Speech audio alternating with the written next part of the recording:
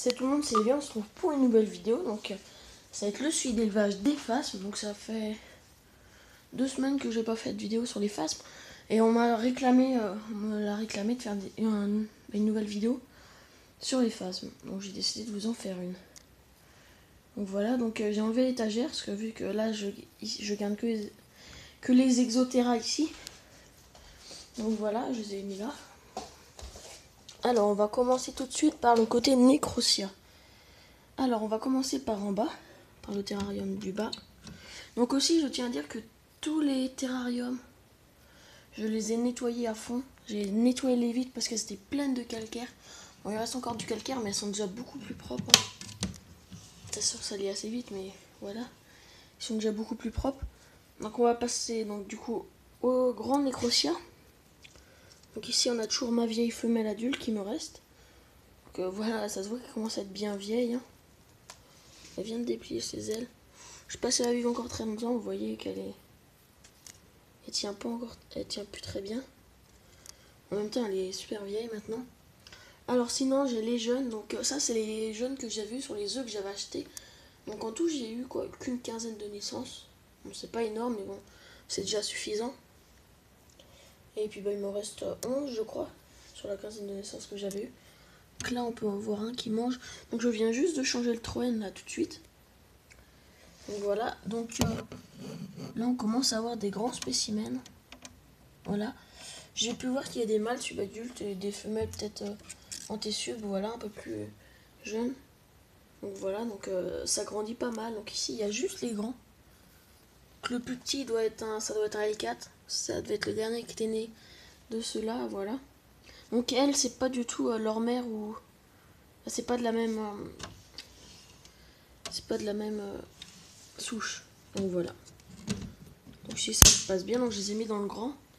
Et je vais vous montrer du coup en haut. Donc là c'est ouvert. Parce que, bah, je viens juste de changer aussi.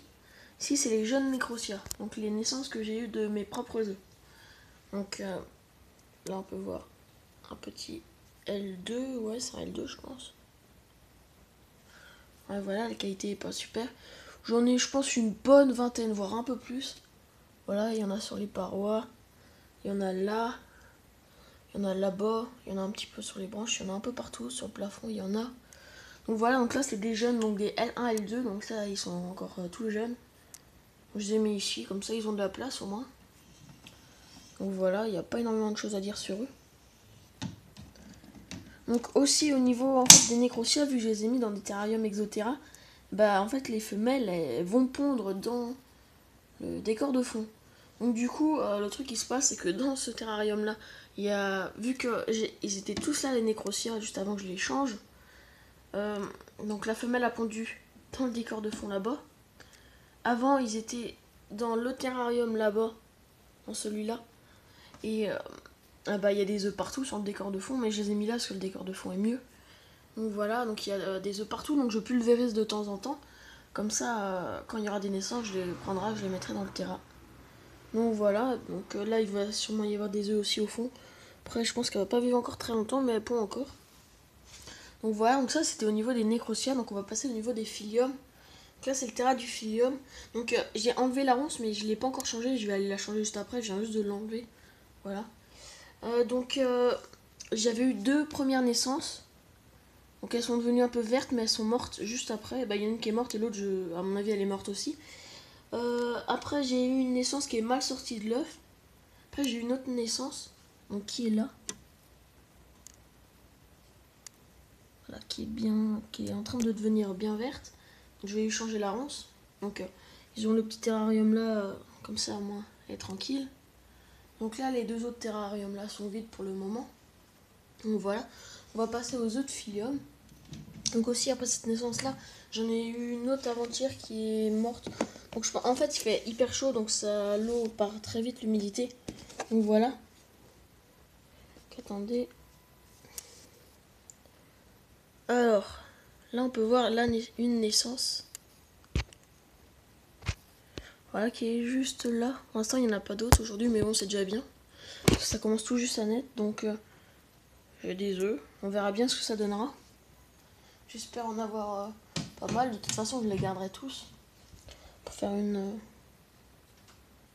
plusieurs autres générations. Donc voilà le petit filium. Donc voilà ce qui est des phasmes dans cette pièce, dans ma chambre. Donc je continue juste les deux espèces là, sinon tout le reste j'arrête. Donc voilà. Alors ici j'ai un hygromètre thermomètre, je les ai pas encore remis. Donc on va changer de pièce. Je vais vous montrer les autres. Voilà, donc ils sont ici. Donc mon étagère est venue là, mais elle va être démontée, simplement. Ça sert plus. Alors, ici, j'ai des œufs d'extato qui éclos. Là, c'est Périphétès, ça éclot toujours. Ça commence. Rosus, là, il n'y en a pas de naissance, mais il y en a en général. Ici, Paramexinus laetus, il n'y a pas encore d'éclosion. Là, c'est 2 vieilles boîtes de filium, mais ça donnera rien, je pense. Et du coup, j'ai mis tous les phasmes là-dedans. Voilà, donc je pose juste poser le couvercle. Bon, je vais le mettre comme ça. Donc là, il y a des Lamponius, il y a des jeunes Périphétès, des jeunes Extato. Donc tout le monde est rendu là-dedans pour finir leur vie comme ça. Donc là, il y a des Périphétès, c'est un peu le bordel là-dedans. Périphétès, donc Lamponius, Parapachymorphase embrouillée, la femelle Corosus. Il y a des jeunes Corosus aussi normalement. Bon, il y a un peu de tout là-dedans. Il y a des petits Extato.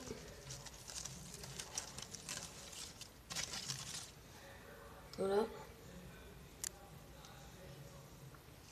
Donc voilà pour ici, on voit des jeunes Extato là. Il y a aussi les Paramexinus, ils sont encore là le couple. Donc voilà. Donc on va repasser ici juste pour la fin de la vidéo.